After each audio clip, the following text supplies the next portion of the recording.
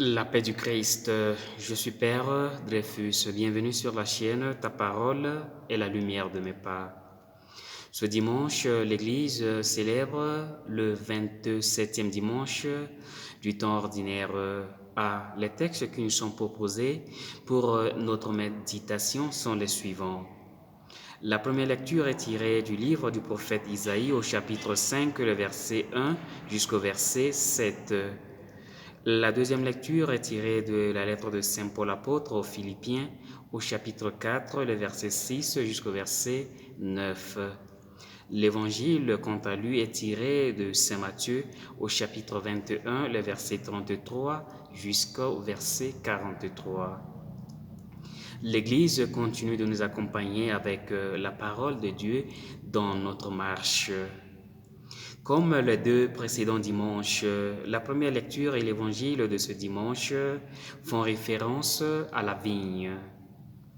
Dans la Bible, la vigne est symbole de bien-être, de prospérité et de paix.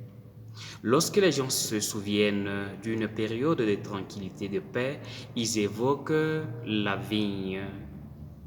Mais dans les textes de ce dimanche, nous montre tout à fait le contraire. Il nous montre la déception de Dieu car la vigne ou les vignerons ne répondent pas à son attente. Dans la première lecture, le prophète Isaïe parle de cette relation du vigneron et de sa vigne pour nous parler de Dieu et de son peuple. Pour le prophète, cette vigne, c'est le peuple d'Israël. Dieu nous est présenté comme un maître qui a tout fait pour elle. Mais cet amour passionné de Dieu est déçu. Il attendait de son peuple le droit et la justice, mais celui-ci répond par le mensonge, la violence et la trahison. Nous aussi, nous faisons cette expérience. Tout au long de notre vie, nous sommes invités à reconnaître la tendresse de Dieu à notre égard. Dieu nous aime d'un amour passionné. Mais notre réponse n'est pas toujours à la mesure de cet amour. La violence, le mensonge, la trahison et les accusations injustes sont bien présents dans notre vie et dans celle de notre monde.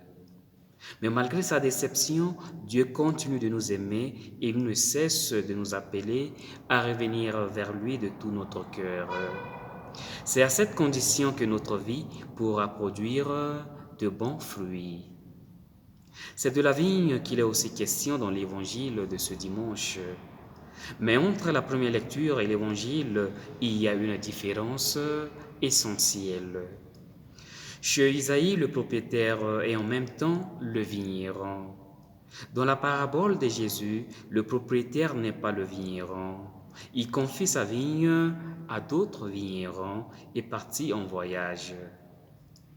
Le passage du prophète Isaïe se termine sur la menace de Dieu d'abandonner purement et simplement sa vigne, tandis que l'évangile s'achève dans une grande espérance. Cet évangile des vignerons homicides peut être compris selon plusieurs interprétations. La première, la plus proche de l'époque de Jésus, consiste à attendre la vigne comme le royaume confié au peuple élu, le peuple d'Israël. Mais cet évangile peut être compris comme s'adressant aujourd'hui à chacun de nous. La question essentielle que nous pouvons poser par rapport à cette parabole est: pourquoi ces vignerons ont-ils maltraité, éliminé les serviteurs et même tué le fils? La réponse se trouve dans cette phrase des vignerons, je cite: « Voici l'héritier, allons-y, tuons-le, nous aurons l'héritage. » Fin de citation. Se débarrasser de l'héritier pour s'approprier, c'est bien. Telle est la tentation des hommes de tous les temps, se débarrasser de Dieu pour s'approprier les biens qu'il nous a confiés, pour gérer, pour administrer. Beaucoup croient qu'en se débarrassant de Dieu, la vigne leur appartiendra. C'est ce qu'Adam et Ève avaient fait en suivant le conseil du serpent. Je cite, Dieu sait que le jour où vous en mangerez, vous serez comme des dieux. Fin de citation. Nombreux sont ceux qui sont convaincus que Dieu est encombrant, que Dieu est un concurrent. Par conséquent, ils n'ont pas besoin de lui. Il n'a pas sa place dans la vie publique, dans le monde de la politique et des affaires.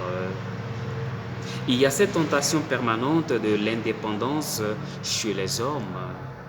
Ne pas avoir de compte à rendre à Dieu, sans réaliser que cette indépendance vis-à-vis de Dieu les rendra malheureux. Ces vignerons, en croyant se débarrasser de Dieu par des méthodes méchantes et violentes, créent leur propre malheur. Ils se condamnent eux-mêmes à périr misérablement. La parole de Dieu nous montre que plus Dieu sera présent dans nos activités, dans nos affaires, dans la vie publique et politique, plus nous serons en mesure de créer un monde de paix, de fraternité et d'amour. Ce que Dieu désire, c'est que nous soyons en communion avec lui, que nous soyons ses collaborateurs pour bâtir un monde meilleur. Dieu veut que nous soyons ses partenaires. Or, nous avons tendance à nous approprier ses dons, à faire comme si nous sommes les propriétaires. Comme dans cette parabole, nous pouvons croire que nous sommes les propriétaires de la terre qui nous est confiée et tout faire pour garder les fruits pour nous-mêmes d'une manière égoïste, sans penser aux autres et sans nous préoccuper des futures générations. Dans cet évangile, Jésus laisse à ses auditeurs le soin de conclure la parabole. Je cite, « Quand le maître de la vigne viendra, que fera-t-il à ces vignerons ?»